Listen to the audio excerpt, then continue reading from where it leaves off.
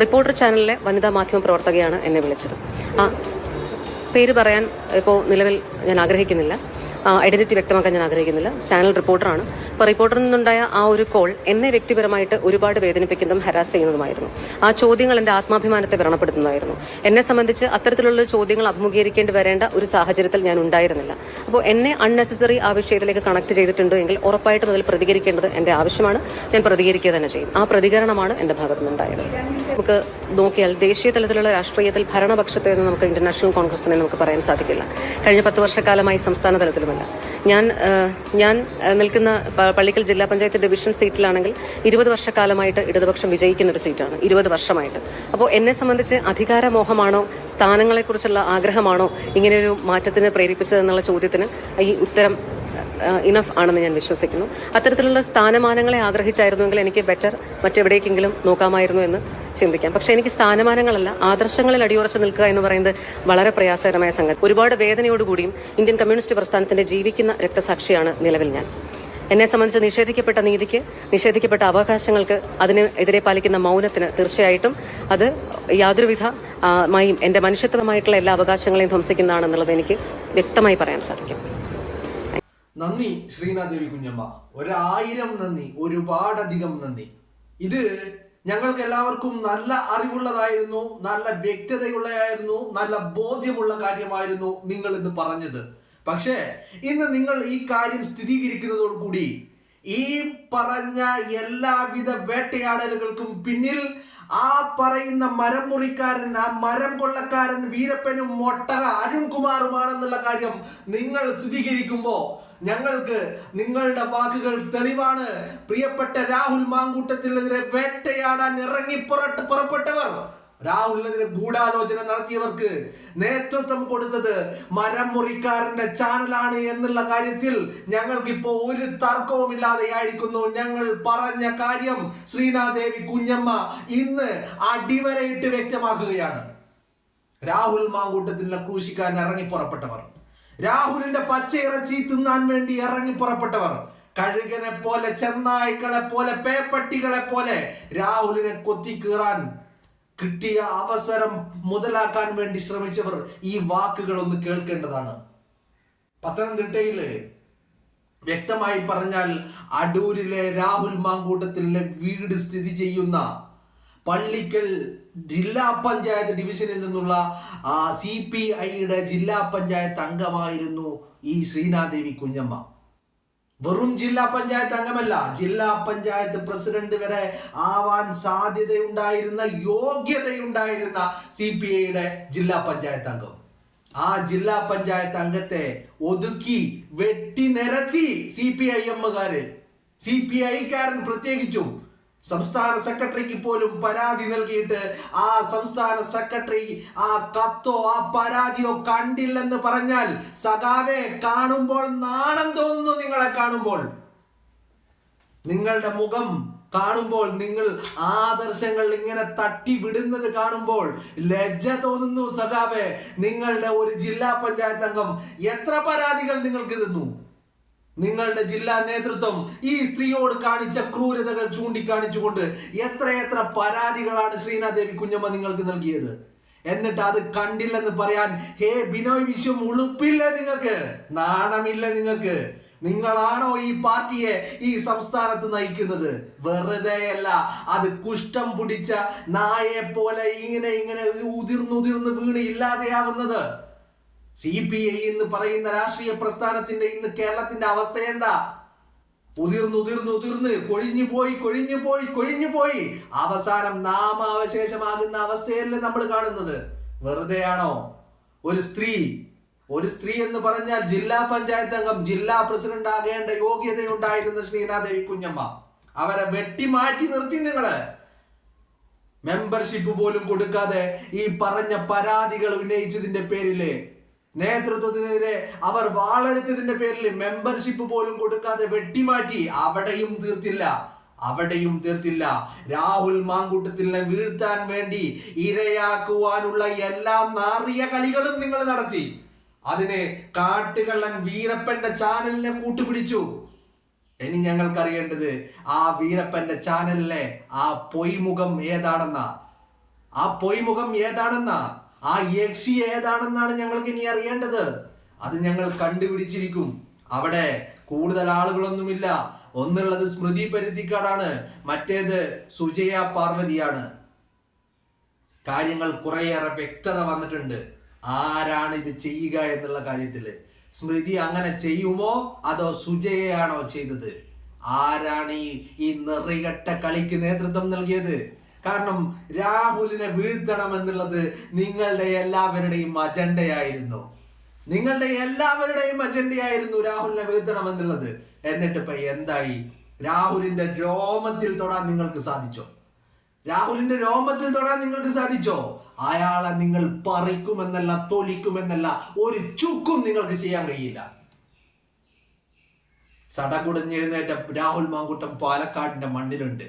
ഇനി റിപ്പോർട്ടർ ടിവിക്കാര് പാലക്കാടേക്കൊന്ന് പോകുമ്പോ സൂക്ഷിച്ചു വേണം പോകാൻ. ചിലപ്പോ തിരിച്ച് ഈ പറയുന്ന സ്റ്റുഡിയോയിലേക്ക് എത്താൻ ചിലപ്പോ സാധിച്ചോളണമെന്നില്ല. സൂക്ഷിച്ചോളൂ. കാരണം രാഹുൽ പാലക്കാട്ടുണ്ട്. രാഹുൽ നിങ്ങളൊന്നും ചെയ്യൂല, മനസ്സിലായില്ലേ? അയാൾ ഹിംസയുടെ ആളല്ല, അഹിംസയുടെ ആളാണ്. അയാളൊന്നും ചെയ്യും. പക്ഷെ പാലക്കാട്ടെ ജനത കൈവച്ച് കഴിഞ്ഞാൽ പിന്നെ ബാക്കി ഉണ്ടാവില്ല കേട്ടാ. തവിട് പൊടിയാവും നിങ്ങള്, പിന്നെ ഭസ്മമായി പോകും. അതുകൊണ്ട് റിപ്പോർട്ടറിന്റെ ആളുകള് പാലക്കാട്ടേക്ക്, അതും ഇനി അങ്ങോട്ട് പാലക്കാട്ടേക്ക് പോകുമ്പോ രാഹുലിനെ ചൊറിയാൻ ഇനി പോകുന്നുണ്ടെങ്കിൽ അത് 2 തവണ ആലോചിച്ചിട്ട് മതി എന്ന് നിങ്ങളെ ഒന്ന് ഓർമ്മിപ്പിക്കുകയാണ്. ഭീഷണി ഒന്നല്ല കേട്ടോ.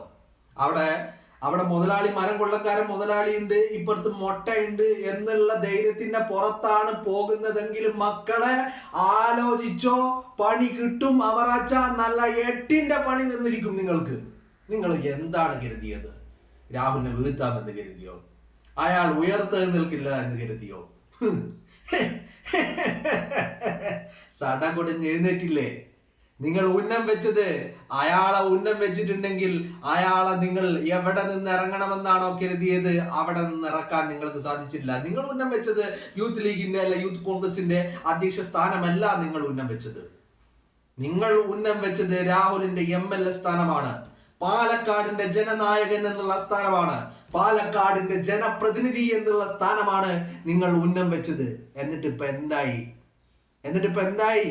രാഹുൽ പാലക്കാടുണ്ട്, ഒന്ന് ചെന്ന് കാണുന്നത് നല്ലതാ. വെറുതെ അല്ല കേട്ടോ, വെറുതെ കാണാനല്ല നിങ്ങളോട് ആവശ്യപ്പെടുന്നത്. നിങ്ങൾ കാണണം.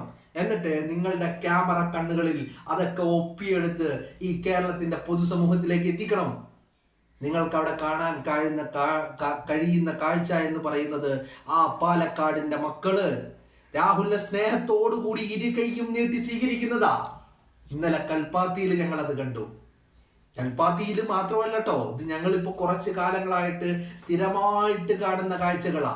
പിരായിരിയിലാവട്ടെ, കണ്ണാടിയിലാവട്ടെ, പാലക്കാട് നഗരസഭയിലാവട്ടെ, മാത്തൂരാവട്ടെ, പാലക്കാടിന്റെ ഏത് കോണിൽ പോയി കഴിഞ്ഞാലും അവിടെയൊക്കെ രാഹുൽ വലിയ തരംഗമാണ്. നിങ്ങൾക്ക് വലിയ ലക്ഷ്യങ്ങൾ ഉണ്ടായിരുന്നു. നിങ്ങൾ പലരുടെയും PR ഏജൻസികളായിരുന്നു. നിങ്ങൾ ഈ ഗൂഢാലോചന മുന്നിൽ നിന്ന് നയിച്ചവരായിരുന്നു. നിങ്ങളോട് ഒരൊറ്റ കാര്യം കൂടി ഞാൻ ചോദിക്കട്ടെ. റിപ്പോർട്ടർ TV ആണല്ലോ കേരളത്തിലെ രാഹുലിനെതിരെ വലിയ തെളിവുകളും വലിയ സ്ക്രീൻഷോട്ടുകളും വലിയ ഓഡിയോ ക്ലിപ്പുകളും ഒക്കെ പുറത്തുവിട്ട ആളുകൾ. എന്തേ നിങ്ങൾ ഈ പുറത്തുവിട്ട എന്തെങ്കിലും ഒരു വോയിസ് ക്ലിപ്പ് അല്ലെങ്കിൽ സ്ക്രീൻഷോട്ട് അതിനെ ബേസ് ചെയ്തിട്ട് കേരളത്തിലെ പോലീസ് സ്വമേധയാ കേസെടുത്ത് അന്വേഷണം നടത്തുന്ന ഒരു സംഘം ഒരു ഭാഗത്തുണ്ടല്ലോ. അവരെന്തേ നിങ്ങൾ പുറത്തു വിട്ടിരിക്കുന്ന ഈ പറഞ്ഞ ഓഡിയോ ക്ലിപ്പുകളോ സ്ക്രീൻഷോട്ടുകളോ ബേസ് ചെയ്തുകൊണ്ട്, അതിനെ ഡിപ്പെൻഡ് ചെയ്തുകൊണ്ട് ഒരു അന്വേഷണം മുന്നോട്ട് കൊണ്ടുപോകാൻ അവർ തയ്യാറാവാത്തത്? അവരെന്തുകൊണ്ടാണ് സന്നദ്ധരല്ലാത്തത്? അതിനൊരൊറ്റ കാരണം മാത്രമേ ഉള്ളൂ. ഈ പറയുന്ന ഡിജിറ്റൽ തെളിവുകൾ അവരെ എടുക്കാത്തതിന്റെ കാരണം എന്ന് പറയുന്നത്, അത് അവരെടുത്തു കഴിഞ്ഞാൽ അവർക്ക് കൈ പൊള്ളും.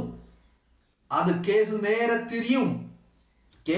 തിരിയും എന്ന് പറഞ്ഞാൽ ഡിജിറ്റൽ തെളിവുകളുമായി കോടതിയിൽ എത്തിക്കഴിഞ്ഞാൽ കോടതിക്ക് മുമ്പാകെ ഈ ഡിജിറ്റൽ തെളിവുകൾ സയന്റിഫിക് ടെസ്റ്റ് നടത്തി, ശാസ്ത്രീയ പരിശോധന നടത്തി അത് രാഹുൽ മാങ്കൂട്ടത്തിൻ്റെതാണ് എന്ന് തെളിയിക്കേണ്ട ബാധ്യത അന്വേഷണ ഉദ്യോഗസ്ഥർക്കുണ്ട്. അങ്ങനെ ഒരു സയന്റിഫിക് പരിശോധന നടത്തി കഴിഞ്ഞാൽ ഇത് രാഹുലിൻ്റെതല്ല എന്ന് തെളിയും.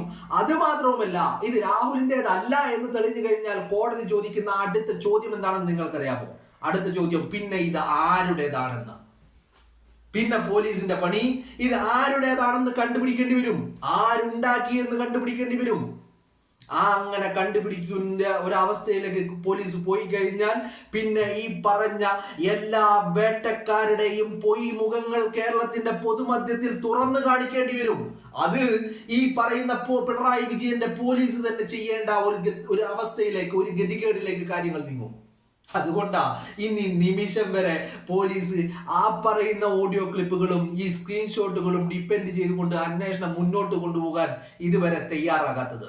രാഹുലിനെതിരെ ഉയർത്തിയിരിക്കുന്ന ആ പുകമറ അങ്ങനെ തന്നെ അന്തരീക്ഷത്തിൽ നിലനിർത്താൻ വേണ്ടിയുള്ള കളികളാണ് ഇപ്പോൾ നടന്നുകൊണ്ടിരിക്കുന്നത്. അത് മാത്രവുമല്ല, ഈ പറയുന്ന ഡിജിറ്റൽ തെളിവുകളെ ഡിപ്പെൻഡ് ചെയ്തുകൊണ്ട് അന്വേഷണം മുന്നോട്ട് കൊണ്ടുപോയി കഴിഞ്ഞാൽ ഈ പറയുന്ന മരമുറിക്കാരൻ വീരപ്പനും അടുത്ത അരുൺകുമാർ എന്ന് പറയുന്ന മൊട്ട അരുണും കുടുംബം അവരാകും ഈ പറയുന്ന ഗൂഢാലോചനയിലെ ഒന്നാം പ്രതികൾ. ആ കാര്യത്തിൽ പോലീസിന് ഒരു സംശയവുമില്ല. അതുകൊണ്ടാണ് ഈ പറയുന്ന ഡിജിറ്റൽ തെളിവുകളെ ഡിപ്പെൻഡ് ചെയ്യാത്തത്. ഞാൻ കേരളത്തിലെ ഈ പറയുന്ന അന്വേഷണ ഉദ്യോഗസ്ഥർ ഒരു സ്പെഷ്യൽ സംഘം ഉണ്ടാക്കിയിട്ടുണ്ടല്ലോ പോലീസിന്റെ, അവരെ ഞാൻ വെല്ലുവിളിക്കുകയാണ്. നിങ്ങൾ ധൈര്യമുണ്ടെങ്കിൽ ഈ മാധ്യമങ്ങൾ, റിപ്പോർട്ടർ TV പുറത്ത് വിട്ടിരിക്കുന്ന ആ ക്ലിപ്പുകൾ, ആ സ്ക്രീൻഷോട്ടുകൾ അത് വെച്ചുകൊണ്ട് രാഹുലിനെ പൂട്ടണം. രാഹുലിനെ പൂട്ടാൻ വേണ്ടിയിട്ടാണല്ലോ നിങ്ങൾ സ്വമേധയാ കേസ് ഉണ്ടാക്കി അന്വേഷണം ആരംഭിച്ചത്. നിങ്ങൾ ചെന്നൈയിലേക്ക് പോയത്, നിങ്ങൾ ഹൈദരാബാദിൽ പോയത്, നിങ്ങൾ ക്ലിനിക്കുകളും ആശുപത്രികളും കയറി ഇറങ്ങിയത് രാഹുലിനെ രക്ഷിച്ചെടുക്കാൻ വേണ്ടിയല്ലോ. രാഹുലിനെ ഒരു ദിവസമെങ്കിലും അകത്തിടണമെന്ന് നിങ്ങൾ ആഗ്രഹിച്ചിട്ടില്ലേ? നിങ്ങൾ പൂട്ടണം രാഹുലിനെ. നിങ്ങൾ ഇതിനെ ഡിപ്പെൻഡ് ചെയ്യണം. ഈ പുറത്ത് വന്നിരിക്കുന്ന ഓഡിയോ ക്ലിപ്പുകളും സ്ക്രീൻഷോട്ടുകളും നിങ്ങൾ ആധാരമായിട്ട് നിങ്ങൾ സ്വീകരിക്കണം എന്നാണ് എനിക്ക് പറയാനുള്ളത്. അത് നിങ്ങൾ ചെയ്യണം. എന്നിട്ട് ആ തെളിവുകളുമായി നിങ്ങൾ കോടതിയിലേക്ക് എത്തണം. ഈ പറയുന്ന മൊട്ട അരുൺകുമാറും ഈ പറയുന്ന വീരപ്പൻ കള്ളൻ, കാട്ടുകള്ളൻ, പൊതുജനങ്ങളുടെ മരം മുറിച്ച് കൊള്ളയടിച്ച കാട്ടുകള്ളൻ, അവനും കുടുങ്ങും.